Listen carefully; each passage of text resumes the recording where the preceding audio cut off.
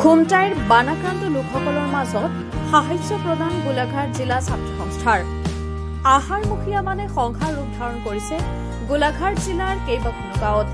বানৰ প্ৰকোপত দিক বিদিক হেৰুৱাই পেলাইছে স্থানীয় গাঁৱৰ ৰাইজে। ঘৰ দুৱাৰ খেতিপথাৰ পশুধন সকলোখিনি এফালৰ পৰা মোহাৰি নিছে বানে। এক প্ৰকাৰ কবলৈ গ'লে ধনশিৰি নদীৰ বানে লৈছে ধ্বংসাত্মক ৰূপ। গোলাঘাট জিলাৰ খুমটাইৰ বুটলিখোৱা হাউতলি আদিকে ধৰি নুমলিগড় অঞ্চলৰ লুৰকীঘাট আবৰঘাট দুকুটিমুখ কৰ্তনগুৰি মিঠাম চাপৰি ভোলাগুৰিকে আদি কৰি প্ৰায় 25খন গাঁৱৰ লগতে বিভিন্ন অঞ্চল পানীত আবদ্ধ হৈ পৰিছে, যাৰ ফলত এক হাহাকাৰ পৰিৱেশৰ সৃষ্টি হৈছে। বানপানীৰ ফলত বানাক্ৰান্ত ৰাইজৰ শেষ বৰ্ষস্থল হিচাপে পৰিগণিত হৈছে আশ্ৰয় শিবিৰ।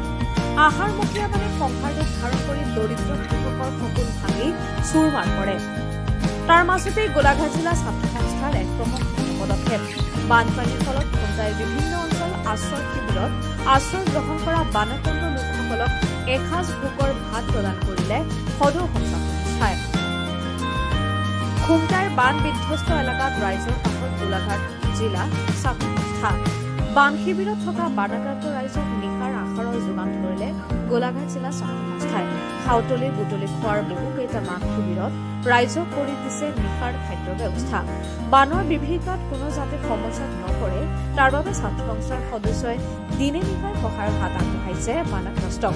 গোলাঘাট জিলা ছাত্ৰ সংস্থাৰ প্ৰতিজন কৰ্মকৰ্তাই একেলগ হৈ খাদ্য প্ৰস্তুত কৰি খাদ্য প্ৰদান কৰে বানাক্ৰান্তৰ মাজত। বানাক্ৰান্তক পৰ্যাপ্ত খাদ্য সামগ্ৰী, শিশু খাদ্য, পশু খাদ্য যোগানৰ বাবেও আহ্বান জনায় চৰকাৰ প্ৰশাসনক।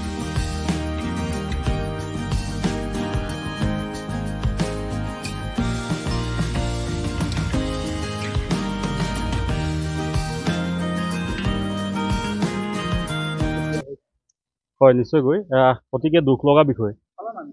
গোলাঘাট জিলাৰ খুমটাই সমষ্টিৰ অন্তৰ্গত বিভিন্ন অঞ্চল হাউতলি বুটলিখোৱা মৰঙি দৈগুং মিঠাম চাপৰিকে ধৰি বহুকেইটা স্থানত আচলতে ৰাইজৰ মাজত হাহাকাৰ পৰিস্থিতিৰ সৃষ্টি হৈছে। গতিকে তেখেতসকল আহি পেলাই কোনোবা যদি স্কুল গৃহত যদি কোনোবাই আশ্ৰয় ল'বলগীয়া হৈছে, আন কোনোবা আহি পেলাই ৰাজহুৱা স্থানত বিভিন্ন ৰাজহুৱা স্থানত ক্লাব বৰ্গকে আদি কৰি বিভিন্ন স্থানত তেখেতসকলে আশ্ৰয় ল'বলগীয়া হৈছে। গতিকে আমি গোলাঘাট জিলা ছাত্ৰ সন্থাৰ তৰফৰ পৰা আমি অঞ্চলত গৈ পেলাই আমি বানাক্ৰান্ত লোকসকলৰ ৰাইজৰ মাজত গৈ আমি তেখেতসকলৰ খবৰ লওঁ। লগতে আমি সাধ্য অনুসাৰে আমি ছাত্ৰ সন্থাৰ পৰিয়ালৰ তৰফৰ পৰা তেখেতসকলক আজি নিশাৰ ভাগৰ যিমুঠি অন্নমুঠি আমি যোগান ধৰিবলৈ আমি পাৰ্যমানে আমি চেষ্টা কৰিছোঁ।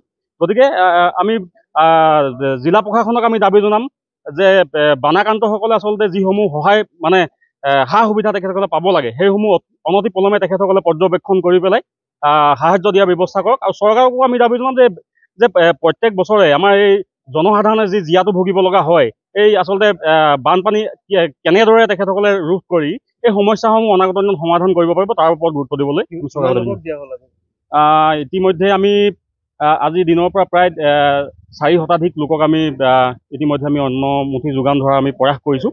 গতিকে চাওঁ আমি অনাগত দিনতো চাওঁ যে আমি ছাত্ৰ সন্থাৰ পৰিয়ালৰ তৰফৰ পৰা কিদৰে আমি ৰাইজৰ কাষত থিয় হ'ব পাৰোঁ, কিদৰে তেখেতসকল উপকৃত হ'ব পৰাকৈ আমি সহায় সহযোগিতা আমি পাৰ্যমানে আগবঢ়াই যাম।